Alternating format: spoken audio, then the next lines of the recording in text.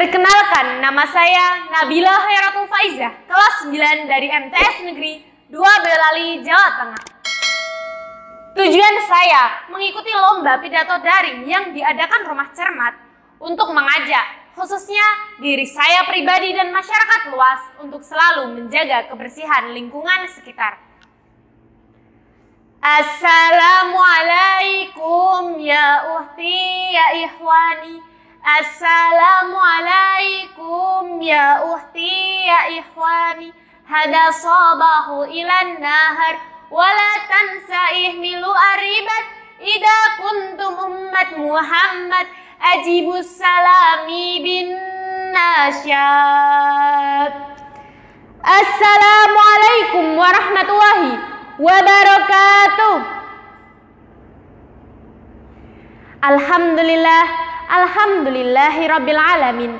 Assalatu wassalamu ala asrafil anbiya'i wal mursalin wa ala alihi wa ashabihi ajma'in, amma ba'du. Yang saya hormati Dewan Juri serta teman-teman yang saya sayangi. Pertama-tama, marilah kita panjatkan puja dan puji syukur kita kehadirat Allah Subhanahu wa Ta'ala yang telah memberikan kita nikmat, hidayah, serta inayahnya kepada kita semua sehingga kita dapat beraktivitas seperti biasa. Kedua kalinya, sholawat serta salam senantiasa tercurah kepada junjungan kita Nabi Allah Muhammad Sallallahu Alaihi Wasallam. Beliaulah suri tauladan bagi kita yang pantas kita cintai dan kita idolakan. In this occasion, I would like to speak and with pelestarian lingkungan hidup. Mari kita cintai alam kita, lingkungan kita, Indonesia kita. Sahabat-sahabatku sebangsa dan setanah air. Krisis lingkungan akhir-akhir ini menjadi isu yang hangat untuk diperbincangkan. Bencana alam seringkali menjadi berita di berbagai media massa. Secara umum, terjadi penurunan drastis wilayah lingkungan hidup, mulai dari kerusakan lapisan ozon, pemanasan global, efek rumah kaca, dan sebagainya. Di Indonesia sudah akrab berita gempa bumi, tsunami, gunung meletus, dan kekeringan. Teman-teman tahu nggak, tahun 2019 lalu kita dihebohkan dengan pekatnya kabut asap di Provinsi Riau. Kabut asap ini terjadi karena apa? Kabut asap ini terjadi akibat kebakaran hutan dan lahan. Bayangkan teman-teman betapa kotornya udara di Provinsi Riau saat itu. Tak sedikit lahan yang hangus terbakar dan tak sedikit nyawa manusia melayang. Mengapa fenomena-fenomena ini terjadi?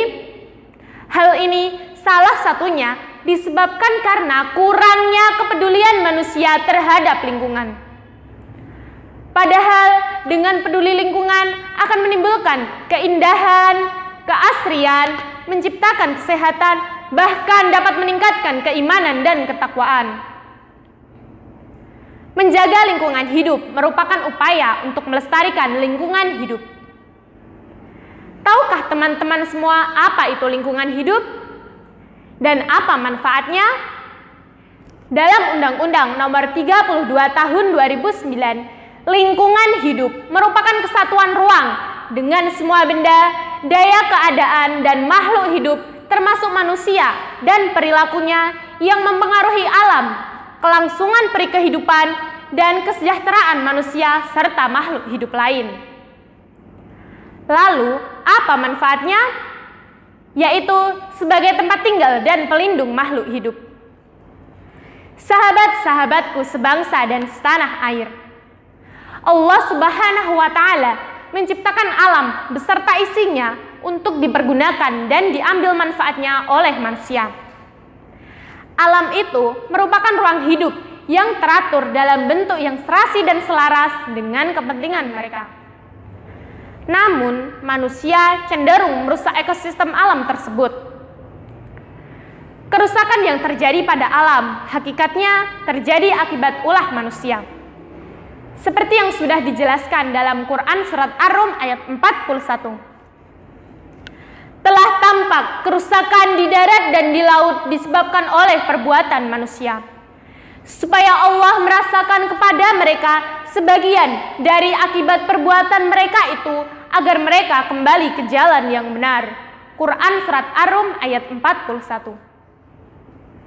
Teman-teman, ayat ini sejatinya menjadikan bahan introspeksi manusia sebagai makhluk yang diberikan oleh Allah untuk mengelola lingkungan agar tidak terjadi kerusakan alam semesta.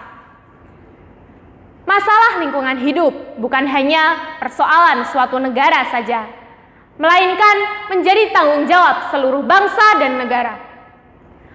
Oleh karena itu, berbagai upaya dapat kita lakukan untuk mengembalikan fungsi lingkungan hidup ini. Lantas, bagaimana wujud pelestarian lingkungan? Di antaranya, yang pertama, penanaman pohon dan penghijauan. Pohon dapat menghasilkan oksigen yang kita hirup. Penanaman pohon dapat dilakukan di lahan-lahan kosong dan di pinggir jalan untuk menyerap karbon dioksida yang dihasilkan kendaraan bermotor, sehingga akan mengurangi efek asap yang dapat menimbulkan penyakit. Yang kedua adalah menghentikan pembakaran hutan. Pembakaran hutan dilakukan untuk membuka lahan bagi manusia yang tidak bertanggung jawab.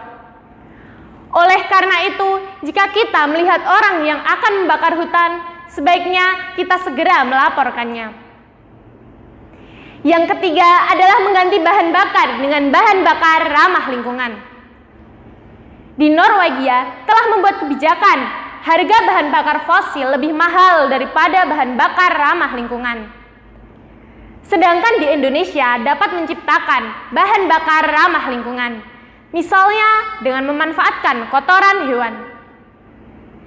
Sahabat-sahabatku sebangsa dan setanah air, bumi yang kita tempati ini tentu adalah satu-satunya planet yang dapat ditempati oleh makhluk hidup. Sebagai makhluk hidup yang tinggal di dalamnya, kita harus bisa menjaga dan merawat tempat yang sudah Allah titipkan ini. Jangan sekali-kali merusak dan mencemari lingkungan. Supaya apa? Supaya senantiasa terjaga kelestariannya dan dapat dinikmati anak cucu kita. Sahabat-sahabatku sebangsa dan setanah air, demikian sedikit pengetahuan dari saya. Semoga mulai hari ini kita sebagai masyarakat peduli lingkungan akan selalu mengajak dan mengajarkan terhadap diri pribadi dan masyarakat luas untuk selalu menjaga kebersihan lingkungan hidup. At-tahuru satarul iman, yang artinya kebersihan sebagian dari iman.